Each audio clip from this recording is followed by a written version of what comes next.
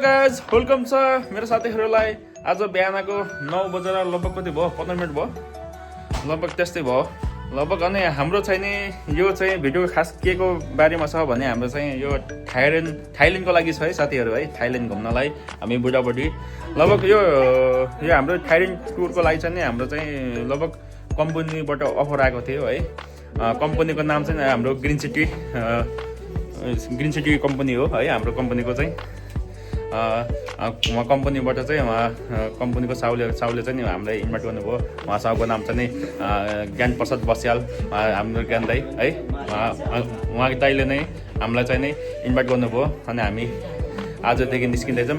आज 7 गते चाहिँ हामी उड्ने समय त भैरवदेखि डाइरेक्ट थाइल्यान्ड 3.5 घन्टाको छ। अब चाहिँ हामी यहाँदेखि घरदेखि बिदाबाती भएर हामी चाहिँ नि अब उहाँ ग्रिन सिटी कम्पनीमा जाँदैछौँ। त्यहाँ पनि थोरै छोटो भिडियो बनाउनेछु है। ल हाम्रो श्रीमती कान्छी बुढी भन्दाखेरि कान्छी बुढी होइन फेरि है नाम मात्रै। अब हाम्रो भाइ बुहारी चाहिँ अब घुम्न जाँदैछ। यात्रा सुरु अब 1 हप्ताको लागि थाइल्यान्डको लागि यात्रा है। बाबा आमाले छोरा बुहारीलाई बिदाई गर्दैछन् है। राम्रोसँग घुमेर आऊ भनेर आशिष दिँदै। हामी चाहिँ अहिले ग्रिन सिटीमा आएको छौँ। सबैजना भेला भएको छ 22 जना ग्रुप है। हाम्रो भरत दाई पदम भरत दाई र हाम्रो सबैजना साथीहरू दाईहरू है हाम्रो हुनुहुन्छ।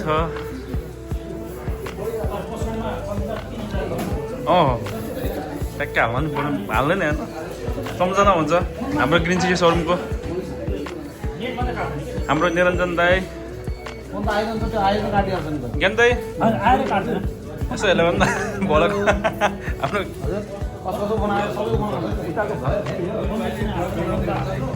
हजुर नास्ता खाँदैनौँ स्याउ गाइस। अब हामी चाहिँ नि अब ग्रिन सिटी सोरुमबाट हामी हिँडिसकेका छौँ।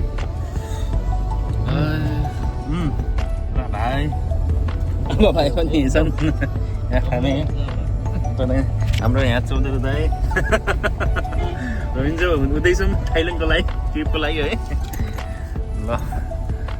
ल गाइस अब हामी चाहिँ नि यहाँ ग्रिन सिटी सोरुमबाट यहाँ कम्पनीको हाम्रो दाईहरूले चाहिँ नि नास्ता खानलाई खाना खिलाउनलाई हामी यहाँ आएको छौँ। पार्किङमा गाडी लगाएको छौँ है। सबै गाडीहरूमा आएको छन् है। सबै कम्पनीको गाडी है यो चाहिँ। ल गाइस अब हामी चाहिँ बुटोल पौवाको होटलको खाना खाँदैछौँ। थाइल्यान्ड जाने भन्दा अगाडि खाना खाएर जाऊँ भन्नुपर्छ हाम्रो कम्पनी ग्रिन सिटी ज्ञान दाईले। भोलाको त बनाउनु पऱ्यो हाम्रो ग्रुपहरू।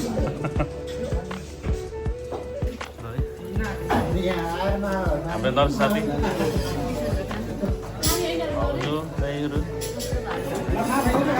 भाउजू ल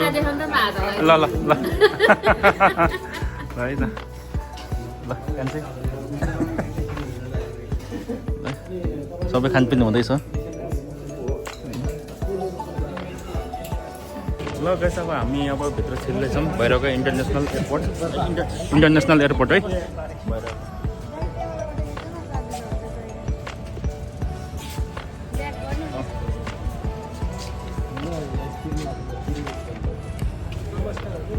ल गाइस यही छ भैरवको इन्टरनेसनल एयरपोर्ट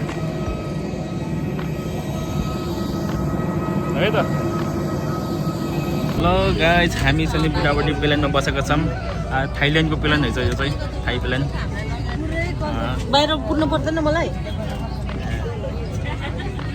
यहाँ र नि कस्तो लाग्छ तिमीलाई अब प्लेनमा बस्न थाई जानलाई? त्यही बुटोल काठमाडौँ जानु हिँड्नलाई जस्तो लाग्छ। अलि हेप्पी तरिकाले भन्न यार यस्तै बिदा भन्न। प्लेन ठिक त छ जस्तो नसकेको ल गाइस अब उड्ने तयारीमा छ अब प्लेन घुमायो अब उड्नेमा है फुल अब स्पिडमा अब हाम्रो यो नेपालको माटो छोड्दै गर्छ है अब छोडिन्छ अब केही समयमा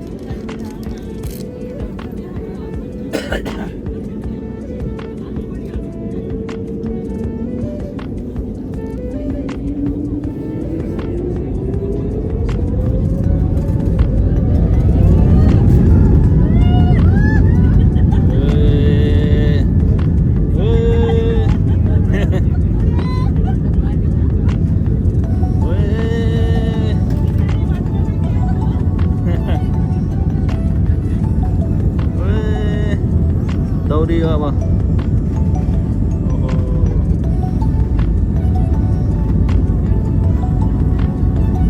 भैरवबाट है यो भैरवको इन्टरनेसनल उड्यो उड्यो उड्यो उड्यो उड्यो थोरै जमिन छोड है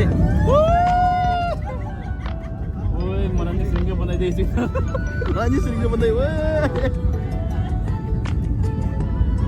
हाम्रो नेपालको हिमाल चाहिँ बिर्सिनुहोस् न कृष्णलाई कति राम्रो देखिन्छ हिमाल नेपालको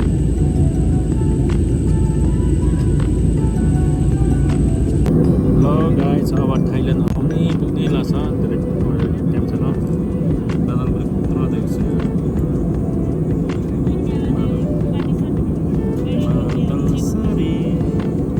थाइल्यान्ड आयो थाइल्यान्ड गरेको यो धमिलो देखेछ त्यस्तै छ थाइल्यान्डको अब सहर बजार अब यहाँ ल्यान्डिङ हुँदैछ प्लेन अब यसले अब जमिनमा टेक्न मात्र भएको छ हामी आज पनि थाइल्यान्डको हावामा उडिरहेको छौँ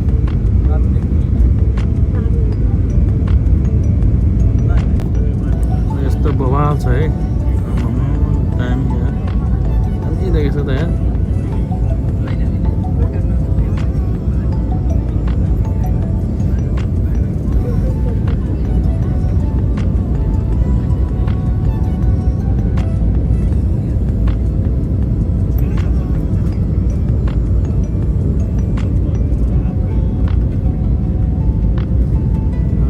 जमिनमा टेक्न लागेको छौँ अब हामीले नेपालबाटको यात्रा राम्रो सफर भइसकेको छ है अब ल्यान्डिङ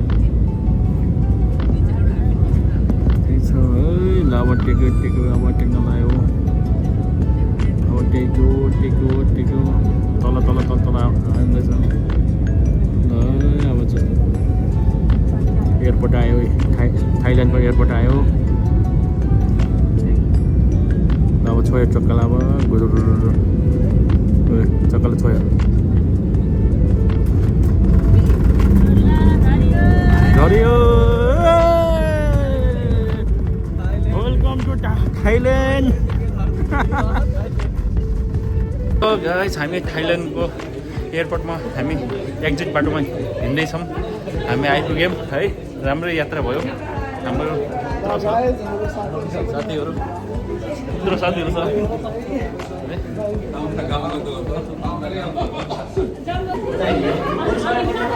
हाम्रो यात्रा भइरहेको छ है हाम्रो अब यात्रा सुरु अब घुम्ने अब है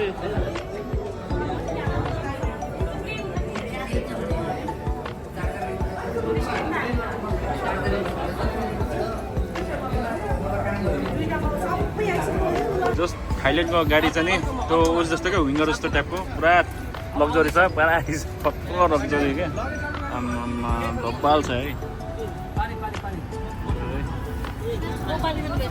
त्यस्तो हल्का चाहिँ गर्मी छ त्यस्तो साह्रै नै गर्मी थिएन ल गाइस हामी चाहिँ अब एयरपोर्टबाट अब हामी हिँडिसकेका छौँ है अब अझै लाग्छ अब एक के अरे डेढ घन्टा जति हजुर लाग्छ हाम्रो कृष्ण दाई हजुर कृष्ण दाई भाउजू दाईहरू हुनुहुन्छ ल भन्नु न ल म को भन्छु अब चिन्ने मान्छेले कमेन्ट गर्नु म भन्दिनँ मेरो परिचय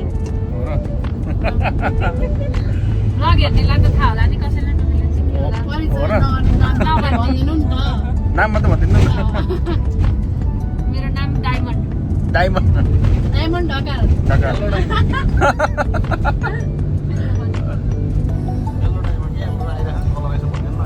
तर जस ज्याकेट ल्याएर गर्मी भएछ तर ज्याकेट बिना लगाए त ठिकै होला नर्मलै होला जस्तै होला बाहिर मौसम कस्तो छ यहाँ तर हेर्दा त प्लानबाट हेर्दा त झारो होला जस्तो देख्दै मौसम त अघि नै त्यो मौसम खराब हुँदाखेरि त्यतिर त्यो खराबमा ल्यान्डिङ हुँदाखेरि त कस्तो झ्यास गर्छ नि त तप्नु भएन अत्त हलिँदै त मौसम खराब भएर ल गाइस अब हामी रुममा पुगेपछि लास्ट इन्डिङ त्यहीँ गरौँ ल त्यसकै भोलिको यात्रा चाहिँ हेरौँ ल है त ल वेलकम टु पटिया अब ल हामी अब बल्ल पटिया भन्ने सहरमा अब हिँड्दैछौँ सुरु भयो अब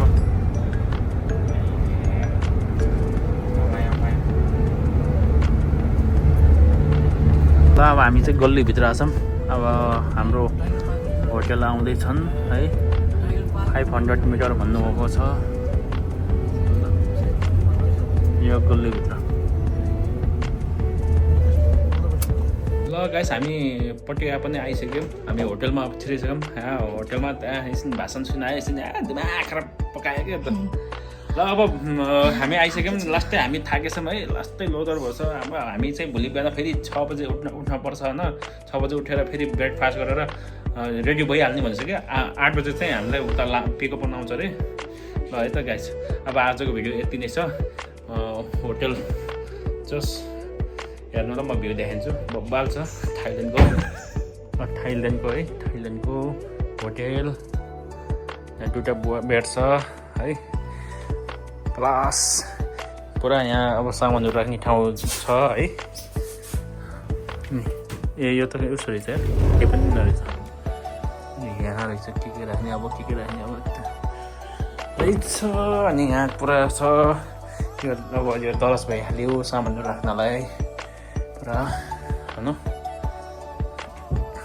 पुरा सामान मतलब ज्याकेट पनि झुन्डाइसकेको छु आउने बित्तिकै